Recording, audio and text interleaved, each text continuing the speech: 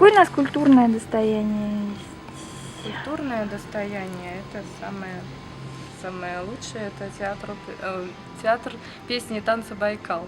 Я очень люблю ходить на их выступления. Это собрано воедино именно бурятская культура, все песни и танцы так здорово, просто захватывает дух. Они так с душой все делают. Всегда приятно посмотреть, послушать музыку. И они очень хорошо гастролируют. То, что у них нет своего собственного здания, это большой недостаток. Я считаю, что это большое упущение наших властей.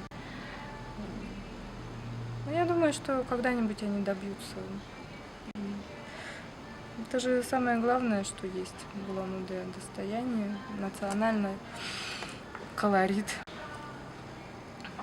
Там такие художники, такие композиторы.